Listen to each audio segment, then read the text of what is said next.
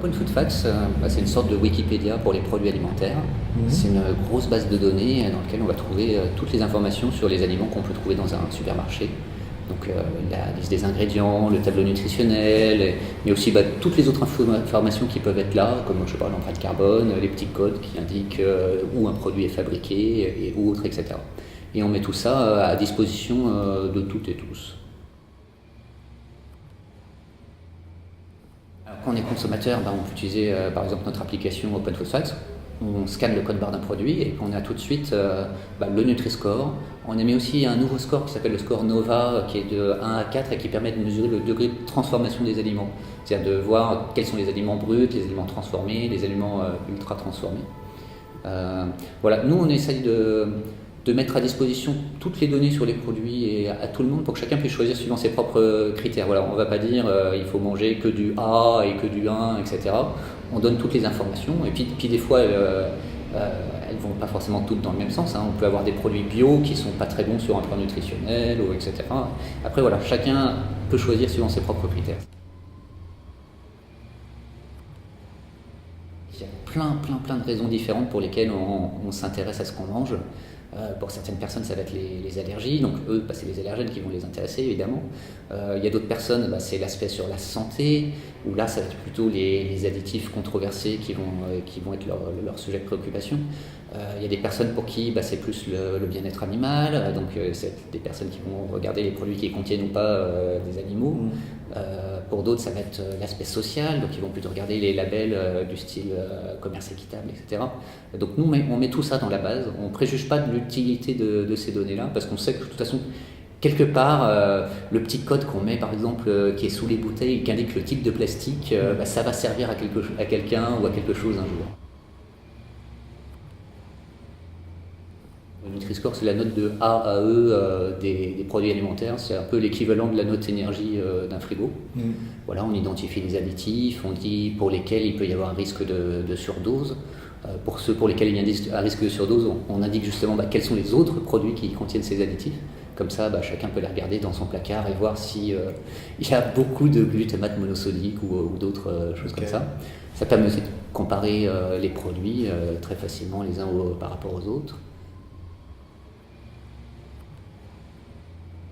Ce qui est intéressant, c'est que les industriels sont en train de reformuler leurs produits pour passer de C à B, de B à A, etc. Et ce que j'espère, en tout cas, c'est que ça va tirer l'industrie vers le haut et que ça va faire la même chose justement pour l'électroménager, où ça a vraiment permis de réduire l'empreinte écologique des produits. Donc peut-être que dans quelques temps, on verra des produits A+, et A++.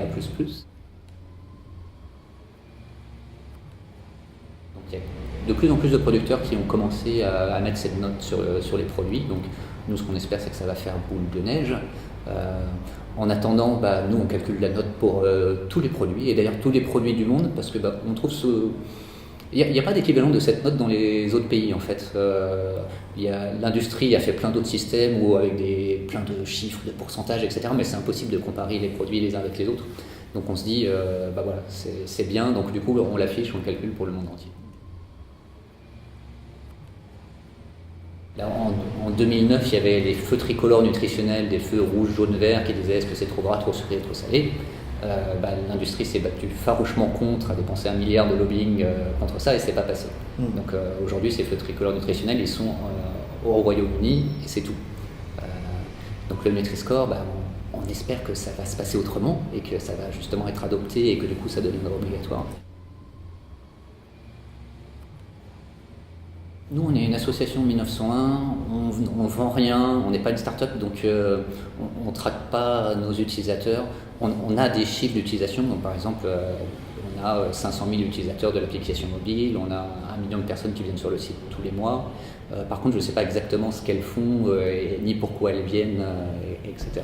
Et surtout, on a des millions et des millions d'utilisateurs, des réutilisations de la base de données. C'est ça qui est intéressant avec l'open data, c'est que les gens qui créent cette base, ils la créent pour qu'elle soit disponible sur OpenFlux, mais aussi pour qu'elle puisse être utilisée par tout un tas d'autres applications dans tous les domaines, justement que ce soit des applications pour l'huile de palme ou la réduction du sel.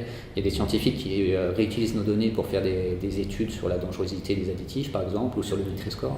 Et ça, bien sûr, c'est super motivant pour nos contributeurs parce que voilà, on scanne un produit, on prend des photos, ça va dans la base, et rien qu'en faisant ça, ça permet de faire avancer la recherche, on fait un petit pas pour la santé publique, c'est cool.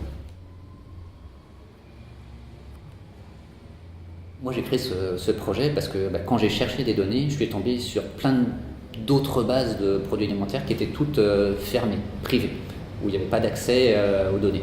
Et même au CALI, l'Observatoire de la qualité des aliments qui est fait par le gouvernement, c'est une base qui est fermée, on ne peut pas y accéder, nous, en tant que public. Et justement, on pense que ces données-là, c'est vraiment des données qui sont utiles à tout le monde pour tout un tas de raisons. Et donc, il faut qu'elles soient ouvertes, il faut qu'elles soient publiques. Et on s'est dit, pourquoi pas le faire, hein.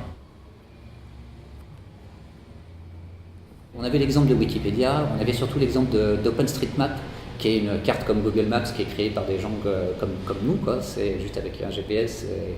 Donc on savait que c'était possible, que ça allait marcher, qu'on pouvait faire de la collecte citoyenne et créer un projet comme ça. On a 10 000 contributeurs qui sont inscrits sur le site et qui ont envoyé au moins un produit. Parmi eux, il y en a beaucoup qui ont envoyé 1, 2 ou 3, 4 produits. Il y en a quelques-uns qui ont envoyé 3 4 000 produits à eux tout seuls.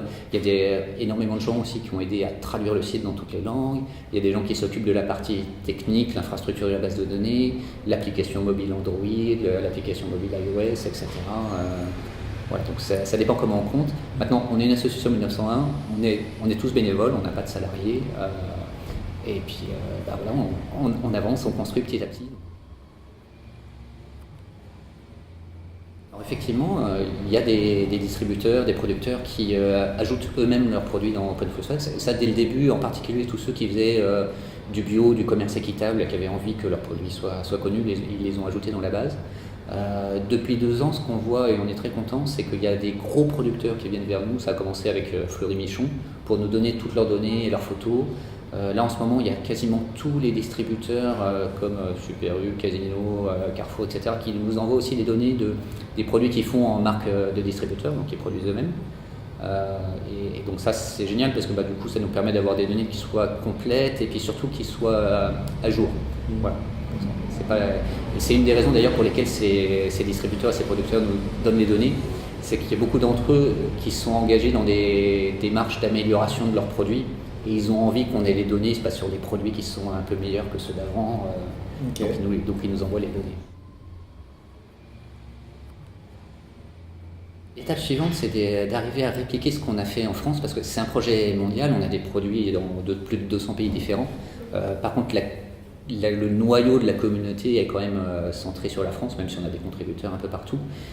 Là, sur les 650 000 produits qui sont dans la base, il y en a 400 000, c'est la France. Donc ce qu'il faut qu'on arrive à faire maintenant, c'est essayer, réussir à créer des autres communautés de contributeurs dans tous les autres pays du monde, pour qu'on puisse comparer les produits d'une région du monde à une autre, essayer de voir s'il y a des corrélations entre les différences des produits. Par exemple, dans les dom-toms, les produits sont plus sucrés, les yaourts, les sodas, etc. Est-ce qu'il y a une corrélation avec la prévalence du diabète ou d'autres affections? C'est intéressant à voir aussi. Donc l'international, ça c'est quelque chose où on a besoin d'aide, on cherche des gens dans le monde entier. Par exemple, aux États-Unis, l'huile de palme, ils s'en foutent complètement. Les OGM, ils ont voté contre la loi qui est obligée à étiqueter les OGM. Donc voilà. Alors que justement, nous en France, l'huile de palme, ça nous préoccupe énormément. Et les OGM, il y en a dans quasiment aucun produit à part les produits qui sont importés des États-Unis, parce que justement, personne n'a envie de manger d'OGM. Donc il y a des préoccupations différentes. Après, il y a des pays effectivement où il peut y avoir moins de préoccupations, mais par contre les problèmes sont encore plus importants. Ce qui est assez sidérant, c'est qu'en Afrique, dans beaucoup de pays, on est passé de la sous-nutrition, et puis en 30 ans maintenant, c'est le problème majeur, ça devient le surpoids et l'obésité, essentiellement à cause de la street food, les sodas, les snacks, etc. Moi, il y a un truc qui m'a frappé, c'est dans l'école de mes enfants, il y a des affiches sur l'éducation alimentaire et elles sont faites par le CEBUS. Le CEBUS, c'est le lobby du sucre. Et voilà, il y a un problème. Hein,